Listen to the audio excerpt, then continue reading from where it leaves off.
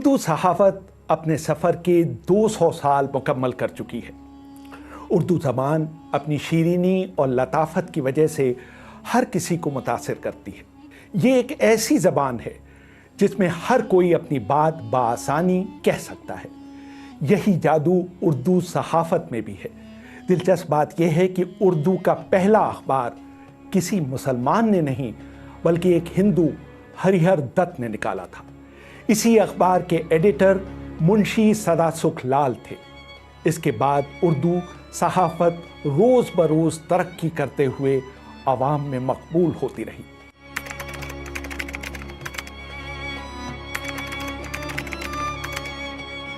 بہت فخر کا مقام ہے کہ اردو صحافت کے 200 سال پورے ہونے کو آئے ہیں۔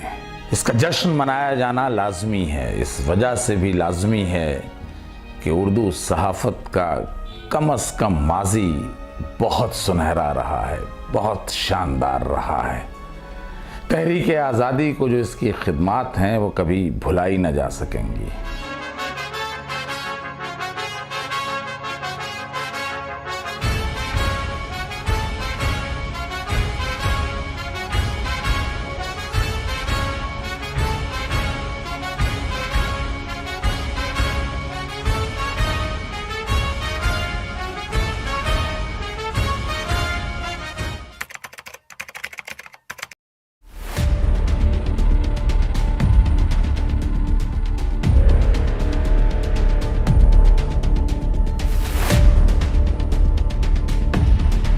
اردو صحافت نے تو بہت اہم رول نبھایا ہے، چاہے وہ 1857 ہوئے چاہے وہ 1947 ہوئے۔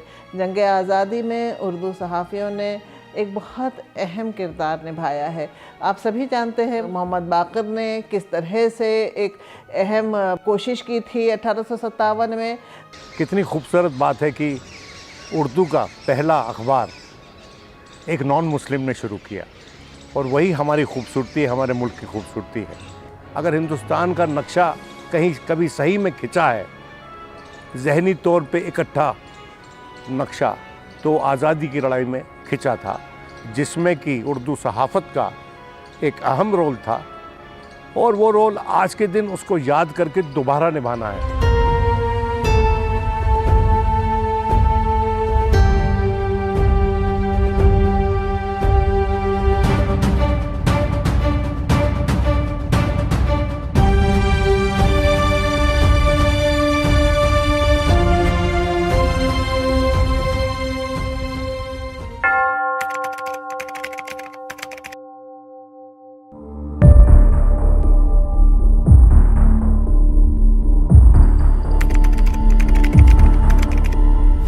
صحافی ہندوستان میں ہوا مرد مجاہد وہ مولوی باقر تھے، جنہیں 1857 میں انگریز حکومت نے توپ سے اڑا دیا تھا۔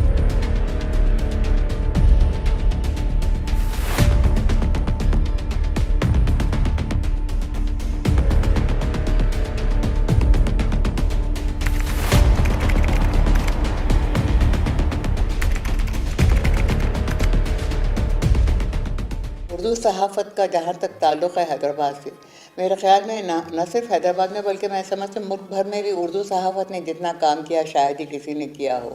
اردو صحافت کا جو میسیج ہے، جو ہماری آزادی کے ساتھ جڑا ہوا ہے، جو ہمارے انڈیپینڈنس موومنٹ کا ایک ناگزیر حصہ ہے، اور مولانا آزاد کی صحافت سے بھی جڑا ہوا ہے، جنہوں نے الہلال نکالا، البلاغ نکالا، اور جنہوں نے لسان الصدق نکالا۔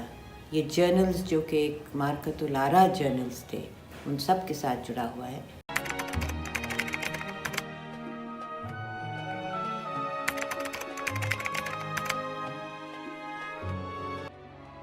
چنئی جیسے تمل ناڈو کے شہر سے بھی اردو کا اخبار نکلتا ہے، جو کلکتے سے نکلتا تھا سارے ہندوستان میں جاتا تھا۔ کلکتے سے پشاور تک کے لوگ پڑھتے تھے، اور ان دنوں اخبار کو ایک جگہ سے دوسری جگہ پہنچنے میں ہفتوں نہیں کبھی کبھی مہینوں لگ جاتے تھے، لیکن اس کے باوجود وہ اخبار پڑھا جاتا تھا۔ صحافت کا نام تو اودھ پنچ کے بنا پورا ہی نہیں ہو سکتا، بلکہ یہ کہیے کہ اودھ پنچ اگر ہٹا دیں تو اردو صحافت हिंदी सहाफ़त और अवधी की सहाफ़त तीनों दरिद्र हो जाएंगे, उनके पास कुछ बचेगा नहीं।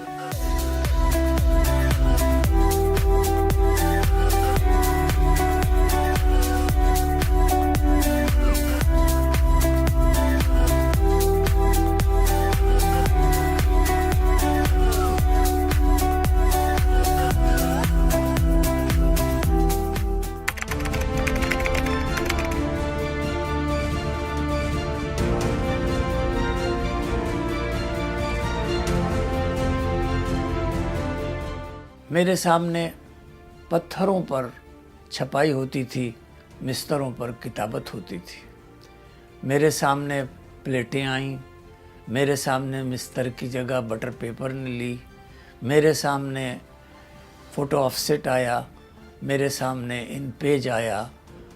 कातिब और ख़ित्तात और खुशनवीस गायब हो गए और उनकी जगह इन पेज ने ले ली।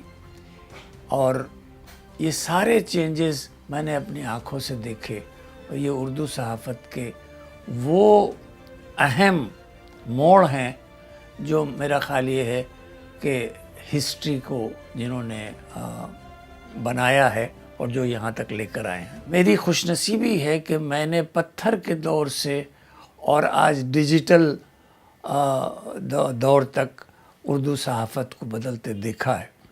मैं वो बात नहीं कहूँगा कि सहाफ़त में सहाफ़ियों ने क्या किया और सहाफ़त ने अपने रुख कितने बदले, मैं उसकी टेक्निकल साइड पे बात कर रहा हूँ।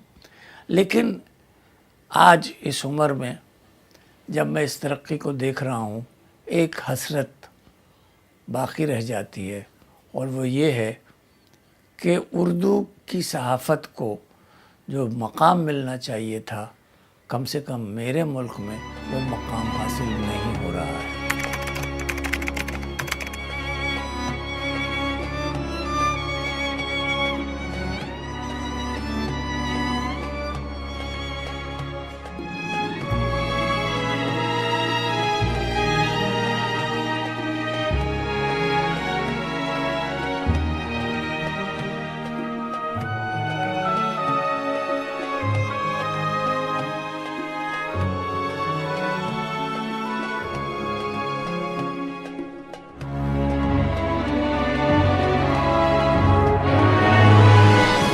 आज़ादी के लिए महात्मा गांधी, जवाहरलाल नेहरू, मौलाना आज़ाद और अंबेडकर साहब, सरदार पटेल, इन लोगों ने शुरू किया था जंग आज़ादी का। और उस वक्त सबसे अहम जो रोल था हिंदुस्तान में पब्लिक को उसके बारे में बोलने का, वो सिर्फ उर्दू सहाफ़त का था सबसे पहले। So as we celebrate this 200 years of Urdu journalism, as well we wish that this will be a enterprising celebration where more people will enhance by encouraging as well as getting motivated to express themselves more and more in the language of the people. And this royalness and this poetical expression should continue. Urdu सहाफ़त का ये बड़ा role 200 साल से रहा है कि इसने सहाफ़ियों के ज़रिए हर तबके को अट्रैक्ट किया और हर तबके को एड्रेस किया है।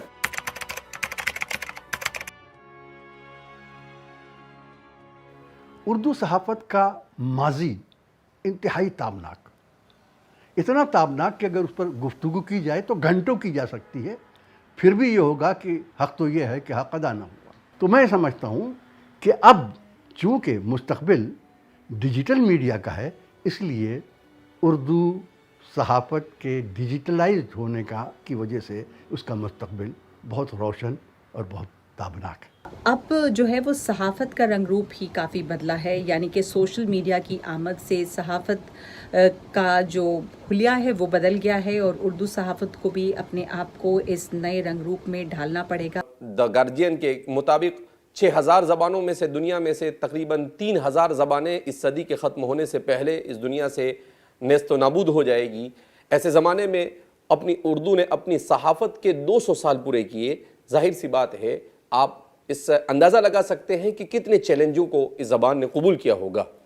हम सब तमाम के तमाम उर्दू ज़बान से मोहब्बत करने वालों को, जिन्होंने बग़ैर کسی مذہب سے اپنے تعلق کے، چاہے بہت سارے ہمارے ہندو بھائیوں نے، بہت سارے سکھ بھائیوں نے، یہاں تک کہ بہت سارے انگریزی زبان کے بولنے والوں نے بھی اردو زبان کو اپنی زبان سمجھ کر اس کے اپنی خدمات پیش کی ہے، تو یہ اس زبان کی جاذبیت کی بات ہے۔ 20ویں صدی میں مولانا محمد علی جوہر، مولانا ظفر علی خان، مولانا حسرت موہانی اور مولانا ابوالکلام آزاد اور دیگر درجنوں نام تھے جنہوں نے اردو صحافت کو حصول آزادی کا ذریعہ بنایا اور ملک کے عوام کی ذہنی تربیت کی۔